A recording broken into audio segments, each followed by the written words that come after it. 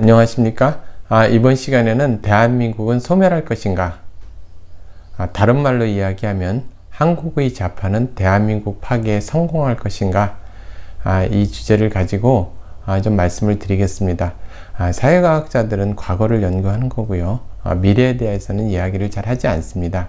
학문이라는 것이 근거와 증거를 가지고 이야기를 해야 되기 때문에 이런 것은 좀 그냥 이야기 형식으로 좀 들어주시기 바랍니다. 우리나라의 앞날이 상당히 걱정이 되기 때문에 이런 주제를 다룰 수밖에 없는 것도 이해해 주시기 부탁드립니다. 첫 번째로, 한국의 좌파는 대한민국 파괴에 성공할 것인가? 그 좌파가 꿈꿔왔던 것들, 북한을 추종하고 남한을 북한에 들어바치려 하는 사람들, 그리고 종종 좌파들, 그러니까 중국의 속방으로 살고 싶어 하는 사람들의 목표가 거의 달성되고 있는 것으로 보입니다. 사회 곳곳이 거의 점령됐습니다. 전 영역의 헤게모니가 그들의 넘어간 지도 상당히 오래됐죠. 법원이 좀 그렇고요. 언론계도 그렇습니다. 노조는 말할 것도 없고요. 그리고 각 그 사회 시민단체도 대부분이 좌파가 장악했습니다. 도서관과 교보문고에 나가봐도 거의 작용한 것이고요. 대한민국은 태어나지 말아야 될 나라로 묘사되고 있습니다. 결정적인 것은 선거 시스템이 좌파에게 완전히 장악되어 있습니다. 꽤 오래됐죠. 그것도. 어떻게 극복을 할 것이냐, 이 문제죠. 이 문제에 있어서 첫 번째는 윤석열 정부는 이것에 대해서 부정선거나 또 이런 부분에서 적극적으로 싸울 그 의사가 없습니다. 물론 역사 바로잡기도 거의 관심이 없습니다. 그리고 좀 치열하게 각 고지를 탈환해서 정상화시키려는 의지도 별로 보이지 않습니다. 그리고 국민 저항에 관한 건데요. 많은 국민들이 걱정을 하고 있는 건 사실이지만 이렇게 여러 조직이라든지 이러한 부분이 잘 안 돼 있고 또 이런 좌파들과 싸움의 방식이 익숙치 않기 때문에 국민 저항을 통해서 이것을 바로잡는다, 이런 것이 상당히 어려운 것 같습니다.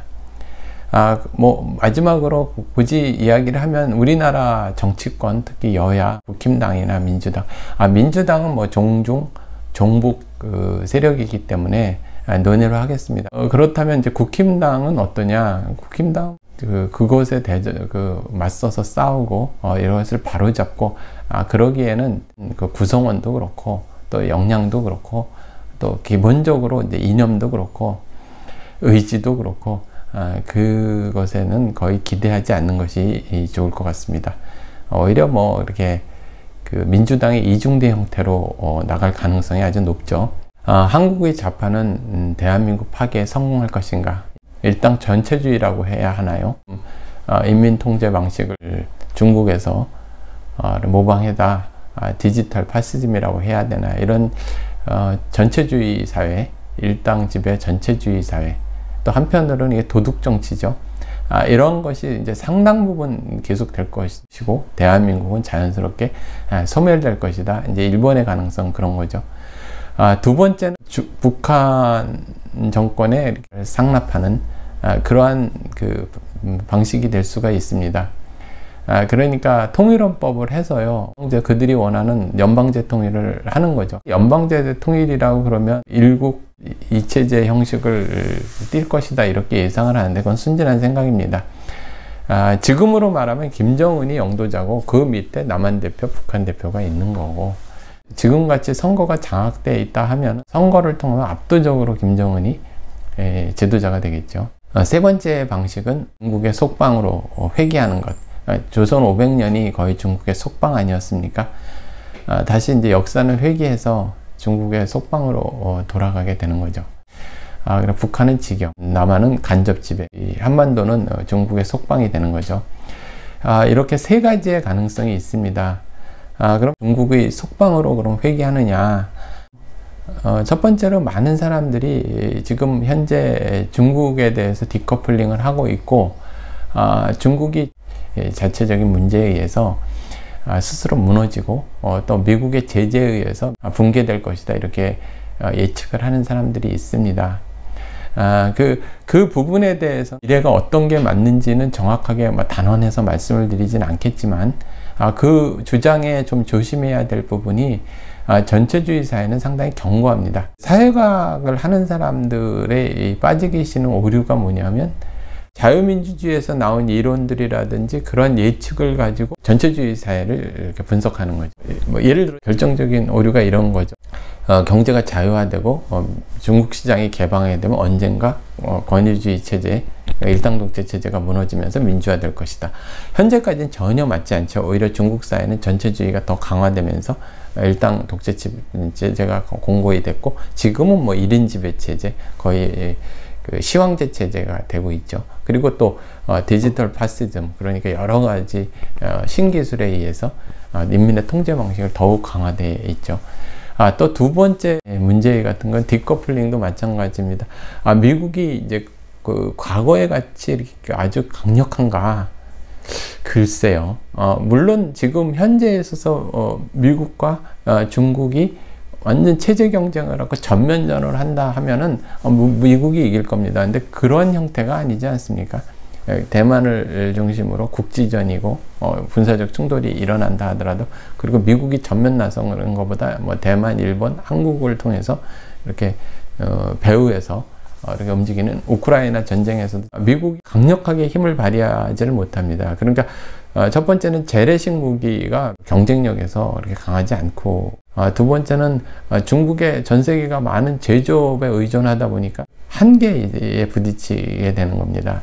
그래서 중국이 이긴다, 미국이 이긴다, 이런 차원의 문제가 아니라, 미국에 기대서 우리의 앞날을 기대하는 것 자체가 상당히 무리인 것 같습니다. 근데 6.25 때 그 상황도 아니고요. 그러니까 유럽은 유럽대로 자신들의 방어가 더 중요하고, 또 외부를 도와줄 수 있는 무기라든지 또 제조업이라든지 이런 능력도 딸리고, 미국도 여러 곳을 관리하는 입장에서 한계가 부딪히는 거죠. 그랬을 때 어떻게 될 것이냐 문제에 있어서 과거와 같이 그렇게 미국을 의존한다는 것이 상당히 한계에 부딪히고, 그러면 우리나라의 정치인이나 지식층은 정확하게 국제 정세도 읽고 그 미래를 대비하고 있느냐? 불행하게도 전혀 대비가 되어 있지 않습니다. 그리고 또 한편으로 보면은 중국의 소리 없는 전쟁편에서 여러 번 말씀을 드렸지만 가장 친중 종중화되어 있습니다. 그것이 이권으로 얽혔든, 아니 돈과 여자 관계로 얽혔든, 또 다른 형태로 얽혔던 종중 매국화되어 있죠. 민주당 같은 경우에서 완전히 종북, 사대주의 매국 세력이고요. 국힘당도 거기에 대해서 대적할 만큼 큰 노력을 하지 않습니다. 그러면 이제 미국으로 다시 돌아가서 미국의 입장에서 한번 생각해 보겠습니다. 그러니까 미국 입장에서는 지금 현재 윤석열 정부와 같이 미국과 한국, 그리고 일본, 이렇게 또 대만까지 합쳐서 군사동맹과 잘 협력 관계를 유지하고, 또 대한민국 정부가 상당 부분 중국의 야욕, 이러한 부분을 막아내는 어떤 방파제, 이런 역할을 계속 해주는 것이 상당히 바람직하겠죠, 미국 입장에서는.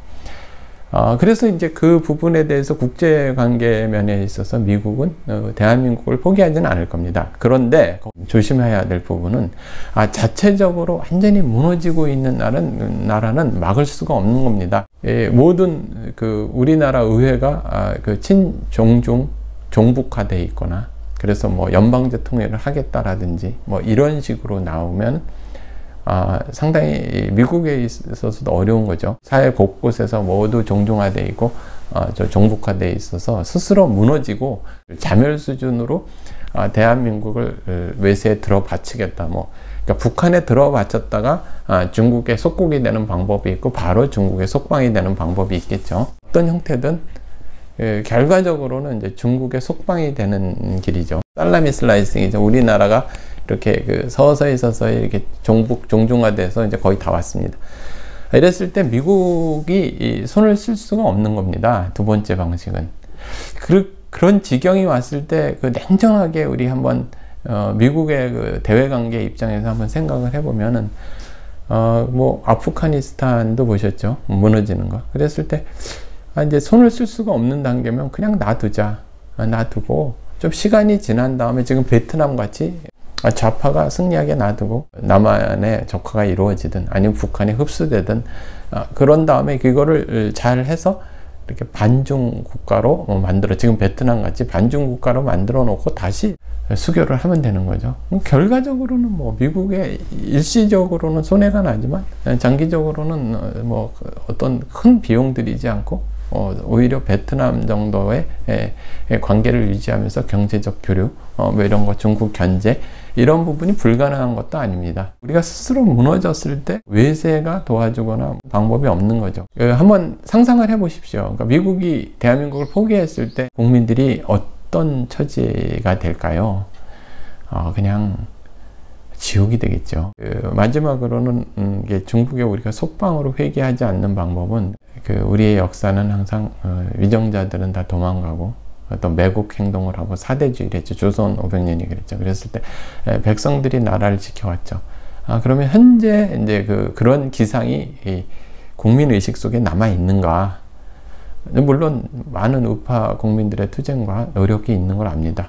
저도 오랜 기간 이 부분에 대해서 거리에도 나가고 부정선거 때문에 나가고 또 그 외에 반중 활동 때문에 나가고 이래서 정말 어려움이 많은 건 압니다. 노력도 많이 하시는 건 아는데 좀 안타깝게도 이게 조직력이 약하고 서로 협력이 안 되는 부분에 있어서 이게 좌파들을 막아내고 대한민국 소멸을 막아내기는 사실 지금 조직 역량으로는 역부족입니다. 그리고 많은 국민들이 관심이 없고요. 과거에 6.25 때라든지 이럴 때 같이 근면정신이 있는 것도 아닌 것 같습니다. 좀 안타까운 일이죠. 그리고 미래 세대를 보면은 청년 세대가 이런 부분에 대해서 이제 앞장서서 싸워야 되는데 실제 젊은 세대가 역할을 하지 못할 것 같고요. 그리고 마지막으로 아이를 낳지 않죠. 이렇게 아파트를 보면은 놀이터에 가면 아이들이 놀고 있지 않죠. 물론 학원에 다녀서 그러는 것도 있지만 아이를 일단 낳지 않고, 왜 아이를 낳지 않느냐면 양육비라든지 교육비, 주거비가 많이 들어서 그렇다 그러는데 좀 이런 생각이 들었습니다. 6.25 때보다 요즘이 더 아이 키우기가 어려운가? 6, 70년대보다 아이 키우기가 더 어려운가? 제가 대학을 다녔던 80년대보다 요즘이 더 어려운가? 훨씬 더 나았거든요, 지금이. 국가에서 지원하는 것도 많고. 그런데 그만큼 나약해졌다는 얘기입니다. 인구가 자꾸 소멸돼 아주 심각한 수준입니다. 대한민국이 없어지는 정도에. 그랬을 때 해결책으로 이민을 받는데요. 우리는 옆에 중국이라는 그런 변수가 있어서요.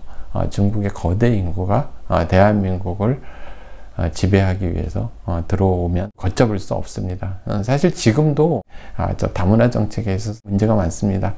이랬을 때 나라가 거의 중국의 속방이 되는 것이 다문화 정책이나 인구 소멸과 연결될까봐 염려스러운 상황입니다. 결론적으로 대한민국은 소멸될 것인가, 이 부분에 대해서 지금 당면 문제가 이제 부정선거니까요. 다음 총선부터 하니까 그 부분을 좀 말씀을 드리면서 마무리 지어보도록 하겠습니다. 윤석열 정부는 수사하지 않겠죠. 수사하지 않는 것이 정해진 것 같습니다. 애초에 수사할 생각이 없었던 것 같고요. 두 번째는 국민저항. 국민저항, 대단위로 이 부정선거를 막을 정도의 국민저항이 일어날 것 같지도 않습니다. 그러면 보통 이렇게 예상을 많은 분들이 하죠. 이러면 다음에 이제 200석 가까이 민주당, 종중, 종북, 매국 세력들이 잡고, 그 사람들이 먼저 탄핵을 추진하고, 그 다음에 헌법을 개정해서 그들이 원하는 연방제 또는 이제 중국의 속방으로 살아가려는, 아니면은 그냥 그들도 기득권을 갖고 일당 독재를 유지하면서 디지털 파시즘이라고 해야 되나요? 아니면 선거 유린 공화국이라고 해야 하나요? 아니면 일당 독재라고 해야 되나요? 어쨌든 전체주의가 될 가능성이 있는 거죠. 그런데요, 이제 마지막의 가능성도 하나 말씀을 드려보겠습니다. 그러면 윤석열 정부는 뻔히 눈뜨고 당할 것이냐? 많은 사람들이 좀 그렇게 바라보는 사람도 많죠. 그냥 그러면서 탄핵당하고 감옥에 가거나 아니면 외국으로 도피하거나 이럴 가능성도 있다는데, 그거보다는 사람이 원래 자신의 기득권이나 나중의 일을 생각을 안 할 수 없지 않겠습니까? 그랬을 때 가장 바람직한 것은 수사를 하거나 부정선거를 완전히 추방하는 거죠. 근데 그럴 생각이 없었을 때는 어떤 생각을 할 수 있겠습니까? 상식적으로. 첫 번째는 기존에 있는 정당 구조를 허물어뜨려서 총선 때까지 해서 야합을 하는 거죠. 연합을 하고 이재명 세력도 좀 고립시키고 국힘당 기회주의 세력과 민주당에 있어서 나오는 또 지역주의 세력이라든지 아니면 덜 종북적이라 해야 되나요? 덜 종종적이라고 해야 되나요? 그런 사람들과 야합을 해서 이렇게 하는 방법이 있겠죠. 개편을 해서 선거 전 또 선거 후에 하는 방법. 그러니까 권력 야합을 정계 개편을 통해서 하는 방법. 또 하나는 부정선거를 해서 같이 해서 이제 의석수를 나눠 갖는 경우가 있겠죠. 이전에 재보궐선거나 지방선거는 애교로 다 좌파들을 봐줬지만 목숨이 걸려 있기 때문에 합의를 하는 거죠. 우리가 어느 정도 하고 너네가 어느 정도 해라. 이렇게 하면서 우리나라는 그냥 여야 주고받으면서 계속 부정선거 공화국이 되는 거죠. 그럴 가능성도 있습니다. 그 어떤 형태든요, 국민은 없는 거죠. 그랬을 때 그럼 너무 비관적인 말씀을 드리는 것 같아서 죄송한데요. 그럼 우리는 무엇을 하고 있어야 되느냐? 이 부분에 대해서 이렇게 진실편에 서서 계속 노력을 해야 하는 겁니다. 그러니까 부정선거의 증거들을 차고 넘치지만 계속 확보하고 있는 거고요. 저항도 계속 해야 합니다. 물론 지금 당장 성공하지 못하더라도 이 운동을 계속 유지를 해야 하는 거고요. 조직, 그 다음 교육. 이게 방법이 없습니다. 여러분, 갑자기 그렇게 하늘에서 떨어져 가지고 승리하는 게 존재하지 않습니다. 체력을 키워서 승리를 해야 되는 겁니다. 다시 이런 말씀을 드리면, 그럼 다음 총선 끝나고 난 다음에 거의 무슨 체제가 넘어가고, 그렇게 될 텐데, 무슨 한가하게 조직이나 교육이나 그런데, 달리 방법이 없습니다. 여러분, 우리나라가 체제가 넘어가고, 대한민국이 소멸된다 하더라도 다시 대한민국을 다시 복원시키고 찾으려면은, 일단 이념이 정립이 제대로 좀 돼야 되고요. 그러기 위해서는 교육이 필요하겠죠. 교육을 하기 위해서는 조직이 갖춰져야 하는 겁니다. 또 우리가 잘 할 수 있는 부분은 우리 산업화 때도 그랬고 또 이승만 대통령이 자유민주주의 체제로 반석 위에 올려놨을 때도 그렇고 분명한 목표의식을 가지고 지도자가 자기 희생을 하면 우리나라는 또 단합을 하니까 그런 거에 희망을 걸어봐야 되겠죠. 우리가 스스로 노력하는 수밖에 없습니다. 자, 대한민국의 소멸을 어떻게 막을 것인가? 이 문제는 우리가 스스로 노력하는 수밖에 없습니다. 이러한 부분을 잘 헤아리셔서 정말 대한민국이 파괴되지 않도록 우리가 정말 노력해야겠습니다.